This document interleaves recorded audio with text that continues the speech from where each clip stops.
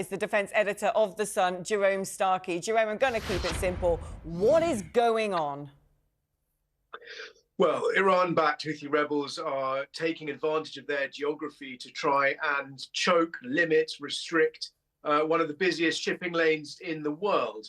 And the international community, principally the US Navy and the Royal Navy, are doing their best to defend shipping. The Royal Navy sent the Type 45 destroyer HMS Diamond to the region. She joined a US-led task force, which includes a nuclear-powered aircraft carrier and a number of American Arleigh Burke-class guided missile destroyers.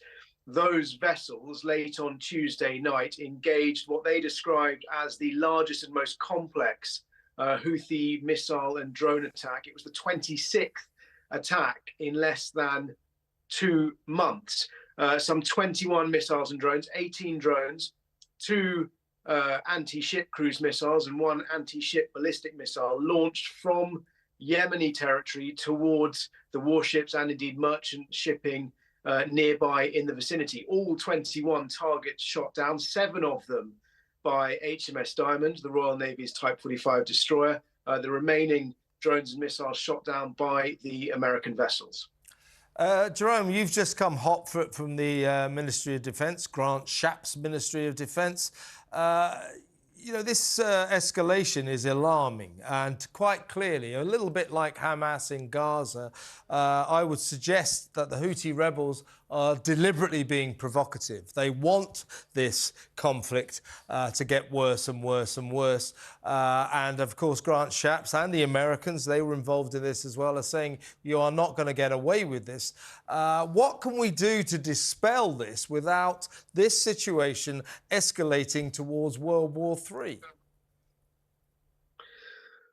Well, it's a very good question. It's a very complicated situation. The motivation for all of the different parties involved in this, of course, sort of multifaceted and linked to many different things. But you're right to draw the connection with what's happening in the Gaza Strip. Certainly, the Houthis have stepped up their attacks on shipping in the wake of the October 7th atrocity, and indeed in the wake of Israel's response to that.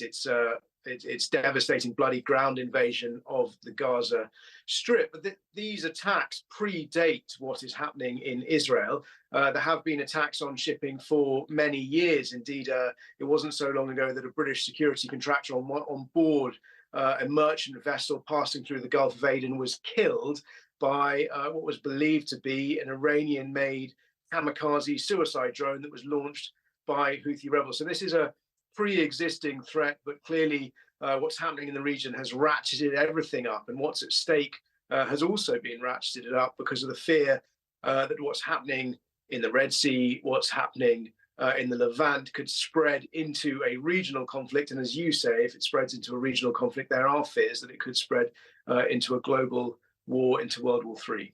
Yeah, and in that sense, who is in the crosshairs, so to speak, for being the allies of Iran? We talk a lot about Iran backing the Houthi rebels, Hamas, Hezbollah, etc. But for those who watch geopolitics, it's very interesting to note that Iran, Russia, China, North Korea, even South Africa have been doing joint military exercises, glad-handing one another with state visits, selling each other weapons.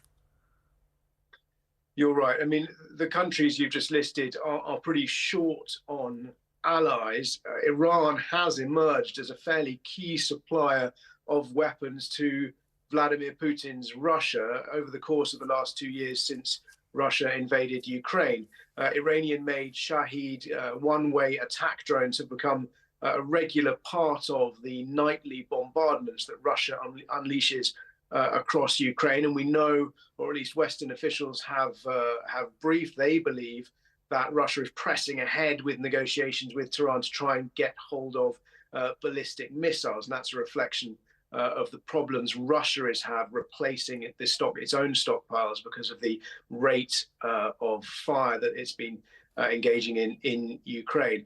I mean, Iran is looking has been looking increasingly isolated in its own region, and that's partly because of relationships that had been improving between Gulf states and Israel, but those improvements were very much put on ice and frozen with the events of October 7th and the subsequent invasion of the Gaza Strip. It's an incredibly complicated set of relationships across the Gulf between Israel, the Arab states, many of those Arab states Sunni, some of them like Iran Shia, these divisions within these sort of sectarian divisions within Islam, defining to some extent political relationships in the region. All of these jigsaw pieces at play. The Royal Navy, the US Navy finding themselves on the sharp end of that, or at least at one end of that, where the Houthi rebels are very much backed by Iran, using Iranian-made equipment, using intelligence supplied by Iran, where these rebels are attacking merchant shipping. And of course, those attacks on merchant shipping have the potential to affect all of us, because this is one of the busiest shipping lanes in the world, and the goods that are transported through the Red Sea and through the Suez Canal are often the goods that end up on our shops, in our stores, that we rely on for sort of day-to-day normal living. Jerome Starkey, defence editor of The Sun, thank you so much for your time. Pleasure to talk to you.